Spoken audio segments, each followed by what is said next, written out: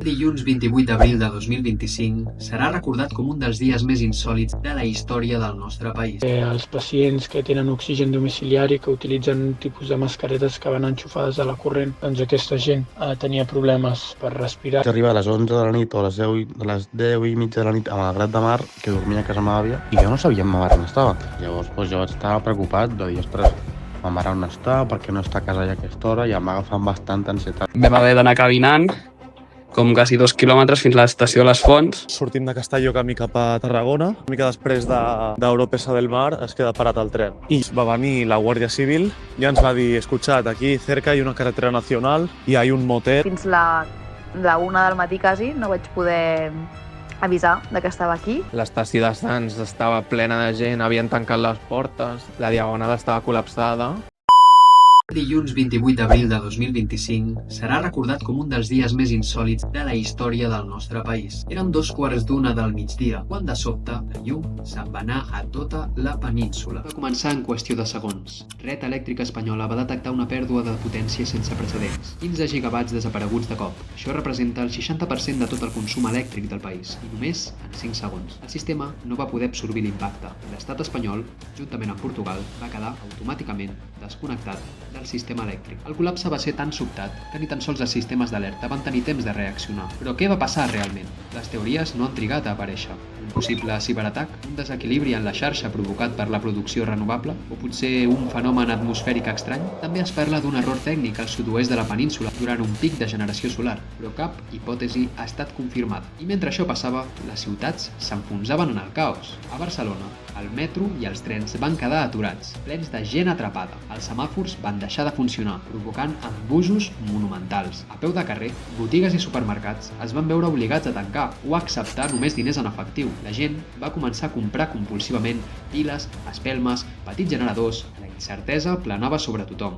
Era com si estiguéssim uns anys endarrere, enmig de la pandèmia. Afortunadament, però, hospitals i residència tenien protocols d'emergència i van funcionar amb generadors. I com no podia ser d'altra manera, les telecomunicacions també van patir. Caigudes d'internet, talls de línies mòbils... Tot això va passar en només uns minuts. Una apagada tan gran, tan ràpida i tan inexplicable que ens va fer pensar en com de fràgil pot arribar a ser un sistema del qual depenem absolutament cada dia. A dia d'avui encara no sabem ben bé per què va succeir això, però el més important és que en aquest dia es van viure històries increïbles, insòlites i que costen de creure. Van haver-hi centenars de persones atrapades en ascensors i moltes persones es van quedar a mig trajecte en el tren, algunes tornant a casa seva des de l'altra punta del país. En el vídeo d'avui contactarem amb persones que van viure algunes d'aquestes històries, des d'un noi que es va quedar atrapat entre Castelló i Barcelona, un treballador del servei d'emergències, passant també per un treballador de l'aeroport, un pilot d'avió. Aquests seran només alguns dels casos que repassarem en el vídeo i us asseguro que us sorprendran. Som-hi! Començarem per l'aeroport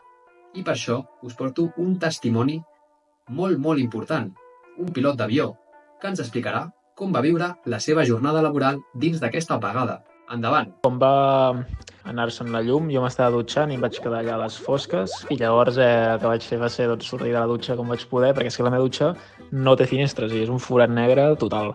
Total, que em vaig vestir i ja anava cap a l'aeroport perquè tenia 4 vols ahir a la tarda.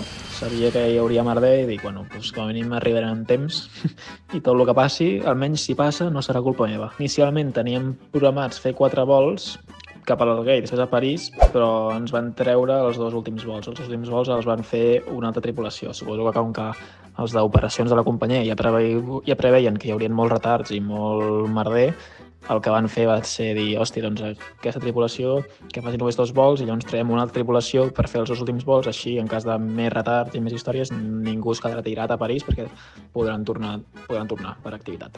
Llavors, bueno, vam fer els vols a l'Alguer i a l'Alguer va fer molt mal temps i tal, però bueno, això no té gaire a veure amb la tallada d'electricitat. I llavors vam arribar a Barcelona, sí que una mica de retard, perquè clar, quan hi ha merder sí que és cert que hi va haver una mica de regulacions i restriccions a la sortida, que vam retardar una mica el vol de tornada, en especial. Llavors, bueno, vam arribar a Barcelona i llavors, per sort, vaig poder tornar cap a casa i quan vaig arribar a casa encara no hi havia llum a Sant Cugat. Em va dir el meu pare i em va dir que se n'anava a passar la nit a casa l'àvia, perquè a casa l'àvia, clar, la meva àvia té 97 anys, si està a les fosques no és plan de que passi la nit sola, llavors va anar el meu pare a dormir amb ella I ja més tard, cap a les 11 o així, ja va tornar a venir la llum i ja vaig anar a dormir normal i ja està. Vull dir que hagués pogut ser un desastre colossal, almenys a nivell aeroportuari i a nivell aeronàutic. Déu-n'hi-do com ens en vam sortir. A continuació us portaré també un treballador del servei d'emergències, que ens explicarà també una mica com es va desenvolupar el dia dins de l'ambulància. Quins casos es va trobar fora de lo normal de la seva jornada laboral? Va ser un dia difícil o va ser un com qualsevol? Connectem també amb el treballador d'emergències. Doncs mira, a mi la apagada em va agafar a l'interior, a dins d'un hospital que estava deixant a un pacient. En aquell moment es va quedar totes les fosques i de seguida van entrar en funcionament els generadors i es van tornar a encendre els llums i els ordinadors es van tornar a engegar. Sí que des d'aquell moment, durant tota l'apagada, les coses anaven una mica més lentes perquè no hi havia bon internet, el triatge s'havia de fer de forma manual i aleshores s'acumulaven més pacients a les entrades dels hospitals perquè tot era una mica més lent. A la meva feina al carrer, amb l'ambulància, la veritat és que les comunicacions per emissora van continuar funcionant amb total normalitat, per tant continuàvem nosaltres rebent serveis i dirigint-nos als serveis. Sí que teníem el problema que com que en algunes zones no hi havia cobertura, no ens arribava tota la informació al servei, com per exemple havíem d'escoltar la direcció per veu però no ens arribava la direcció a través de l'ordinador de l'ambulància. Aleshores tocava utilitzar la guia urbana de tota la vida i la veritat és que sí que vam fer diversos serveis que eren per manca d'oxigen, que els pacients que tenen oxigen domiciliari, que utilitzen un tipus de mascaretes que van enxufades a la corrent, doncs aquesta gent tenia problemes per respirar i aleshores utilitzaven les bombones, que normalment en casos greus ja disposen de bombones als seus domicilis, però que duren un temps limitat. Només poden durar 4 a 6 hores en funció de la bombona, o n'hi ha que més, n'hi ha que duren 10 hores en funció de la quantitat d'oxigen que necessiti aquesta gent per respirar. Una de les grans putades que vam tenir és que els ascensors no funcionaven. Aleshores tocava carregar-se la gent a l'esquena, paciència i anar baixant a poc. Per altra banda, tinc 2 testimonis que us sorprendran molt. Els 2 estaven en un tren viatjant, un cap a la universitat i l'altre tornant a casa d'un viatge. I els 2 es van quedar tirats al mig del no-res. Com van fer per tornar a casa? Ells us ho expliquen. Jo estava anant a la universitat agafant l'ESEU que va a direcció a Terrassa i eren les 12:30 més o menys, estava entre les Fonts i Terrassa Rambla, que són 2 parades de la línia. I de cop el tren es va parar. I com al cap d'una hora, que eren ja la 1 quasi, va venir com un revisor dient que estaven desallotjant i que l'havien de seguir. Durant aquest temps tampoc és que sabies el que estava passant. O sigui, més o menys ja ho sabia perquè per grup de WhatsApp d'amics deien que tampoc hi havia llum a certs parts de Barcelona, a la UAB tampoc, em deien altres. Després gent del tren va dir que s'havia anat la llum a tota Espanya. Després el van fer baixar pel tren com a una punta del tren que va d'aquí anar durant tot el tren. Hi havia com gent sortint d'una porta i la gent s'estava com esperant a fora la via, però com ningú deia res, ningú feia res, jo i amb un amic, amb Isaac, que és amb qui vaig a la uni, vam haver d'anar caminant com quasi 2 quilòmetres fins a l'estació de les Fonts i vaig haver d'anar caminant des de les Fonts fins a Rubí, que van ser com 1 hora i mitja caminant, i allà vam haver d'anar caminant fins a l'estació de ferrocarrils, però igualment està tot tancat, estava ple de policia al voltant, molta gent. També volíem anar en bus fins a Sant Cugat, però també ens vam trobar a un amic nostre que estava a sopar al cotxe i hi havia com 2 persones també darrere i érem com 4 anant fins a Sant Cugat amb cotxe i després ja vaig poder arribar a casa. Però va ser com sortir per anar a la uni a les 11 i no tornar a casa fins que eren ja les 4 de la tarda. Doncs mira, el meu tren sortia d'Alicante a les 9:15 i tenia previst arribar a Barcelona a les 3:15, em sembla, del migdia. Fins a Castelló tot semblava normal, que eren sobre les 12:20 o així. Llavors, sortim de Castelló camí cap a Tarragona. Una mica després d'Europesa del Mar es queda parat el tren. I jo pensava, bueno, ja serà lo típic de la Renfe, no? que anem amb retras, que per lo que sigui doncs, ens quedarem parats un rato. Els operaris de la Renfe doncs, ens van dir ha habido un problema generalizado en toda España con la luz y no podemos restablecer el servicio hasta nuevo aviso. I poc després van obrir les portes del tren i ens vam esperar per fora. Però clar, algú havíem de fer, saps? Llavors va venir la Guàrdia Civil ya ens va dir, escuchad, aquí cerca hay una carretera nacional y hay un motel que ens oferia un salón, ens van donar aigua i tot i vam poder estar allà sentats i bueno, almenys teníem un lloc on estar i no allà penjats a la via. La Guàrdia Civil ens anava dient que no teníem previst quan ens podien portar un autobús per portar-nos a Barcelona perquè era molt complicat. I llavors hi havia gent molt maca que bueno, anava per la Nacional i veia que hi havia problemes i de tant en tant venia gent amb una furgó i ens portava aigües, ens portava algú de menjar. I després, a poc, a la que no hi havia solucions, la gent se n'anava buscant la vida. En el meu cas, dir, a les 6 de la tarde o nos movemos o nos quedamos aquí a dormir. I llavors la Guàrdia Civil de tant en tant, els autobusos que passaven per aquella zona, doncs la Guàrdia Civil els parava i els deia, escuchad, ¿dónde vais? A Castellón, a Oropesa, tal. ¿Podéis llevar a la gente que quiera subir? La gent tenia la incertidumbre de si pujar i anar a un lloc habitat, tipus Oropesa o Castellón, o si de quedar-se i esperar que el tren tornés a funcionar. Però què passa? Que on estàvem no hi havia gens de senyal, gens. Llavors no estàvem actualitzats i realment no sabíem que els trens no es reprendrien fins avui. I nosaltres vam decidir agafar un d'aquests autobusos i vam anar fins a Castellón. Vam arribar a Castellón sobre les 6:15 o així i va donar la gran casualitat, vam tenir molta sort, que a les 6:30 sortia un autobús cap a Barcelona, l'últim de tots. I vaig poder pujar i llavors, a poc vaig anar anant cap a Barcelona, passa que vaig arribar molt tard. Però el resto de gent es va quedar allà on al motel, segurament s'hauran quedat a dormir allà, no ho sé la veritat, o potser els hi van portar un autobús però no estic segur. La veritat és que un caos tot. Vaig acabar cansat perquè vaig sortir a les 9:15 d'Alicante i vaig arribar a casa a les 2 pràcticament. Per altra banda, tenim el testimoni d'una persona que estava a Barcelona quan va succeir i havia de tornar fins a Sant Cugat. Va haver de travessar la ciutat.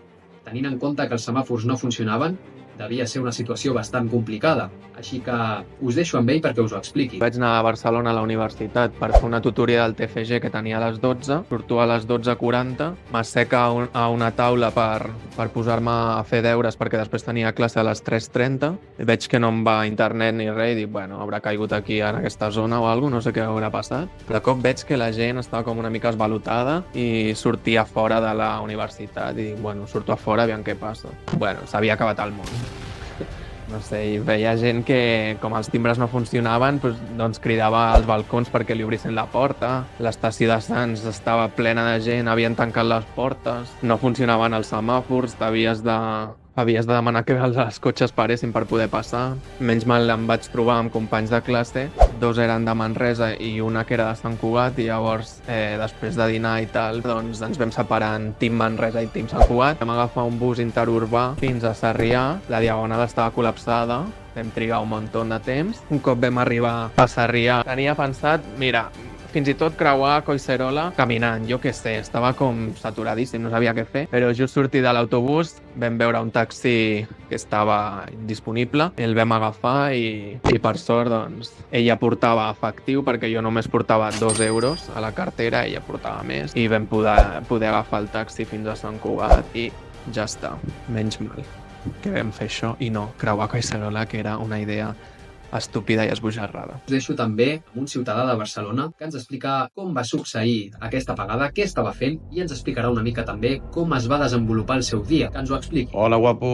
Salutacions a tu i a tots els teus seguidors. Doncs a mi em va enganxar la parada elèctrica meditant. Sí, eren les 12:30 aquí com va caure i just estava meditant. Les 12:45 vaig acabar. I des del menjador de casa, sense haver donat compte jo de res, vaig sentir la conserge, que té una veu potent, la meva conserge, cridant molt des del carrer, jo visc un tercer, cridant molt explicant-li a algú, no, això és que no va ni l'ascensor, això no sé què passa en tota Barcelona, tal. I vaig anar a comprovar per casa meva i correcte. No anava res. Per mi, l'agòbio va ser més en quant a comunicar-me amb els meus pares, sobretot amb ma mare. La gestió de, ostres, no puc parlar, no puc tenir un contacte immediat amb els meus pares perquè no tinc cobertura. Cada 3-4 hores igual m'arriba una línia ja de coincidixos que li coincideixi l'altra persona i tal. Va ser més aquesta ànsia de no sé com tornar ma mare de la feina, tal, si podré tornar perquè no va al metro, el bus estarà molt ple i clar, i treballa molt lluny de casa, tal, una mica tot aquest tema, l'angoixa en aquest sentit, més que el fet puntual d'estar un dia o 12-13 hores sense electricitat. Al final vaig acabar dinant i sopant menjar de pot o menjar precuinat que tenia per casa i ja està, em va semblar un drama, el que sí que jo a més no dormia a casa aquella nit i jo vaig arribar a les 11 de la nit o a les 10:30 de la nit a Malgrat de Mar, que dormia a casa meva àvia, i jo no sabia ma mare on estava. Llavors jo vaig estar preocupat de dir, ostres, ma mare on està, per què no està a casa ja a aquesta hora, i em va agafar amb bastanta ansietat. O sigui, en aquell moment sí que ho vaig passar malament de dir li ha passat alguna cosa. I una mica també el pensament de que tinc la iaia a l'hospital, tot i que no és res greu, sembla que es podrà posar bé. I el primer pensament de, hòstia, aviam si no hi haurà corrent a l'hospital, però vaig posar la ràdio, que tinc ràdio a piles a casa, gràcies a Déu, i ja van dir que als hospitals no hi havia problema, que tenien generadors, i ja està. Va ser un dia curiós, que tampoc repetiria, però un dia curiós. Finalment us deixo amb un testimoni que va haver de passar la nit fora de casa, ja que no va trobar manera de tornar fins al seu domicili. La Maria ens ho explica. Bones, sóc la Marieta i us vull explicar com vaig viure jo la meva experiència. Jo bàsicament estava a classe, estava a la platja fent classe d'interpretació. Total, cada cop ens diuen que hi ha hagut una apagada. I vam dir, merda, no sé què, que no sabíem fins a quin punt tindria implicació en el nostre dia.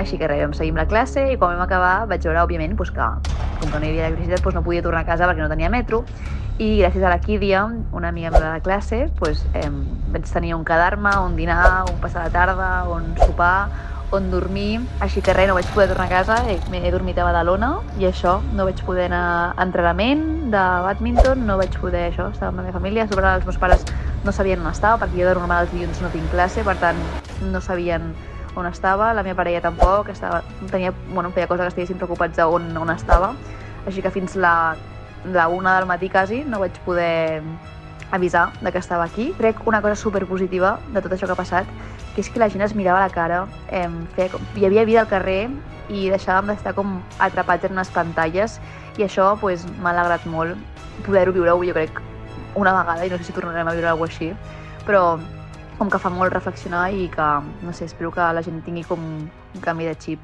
respecte a l'ús de les pantalles i que ens comencem a mirar més i a poder tenir més contacte físic amb les persones i poder-nos mirar més i valorar-nos més com a humans. Igual que la pandèmia de l'any 2020, la gran apagada ens va agafar desprevinguts. Ningú s'ho esperava, ni molt menys estàvem preparats com a societat per un esdeveniment com aquest. Tot això ens ha de fer reflexionar fins a quin punt hem d'estar preparats perquè alguna cosa d'aquest estil pugui tornar a succeir en els propers anys. Esperem que no, però qui sap, i res més. Ens veiem la setmana que ve amb un nou vídeo, una abraçada, i espero que ens tornem a veure i que no hi hagi més apagades. Adéu!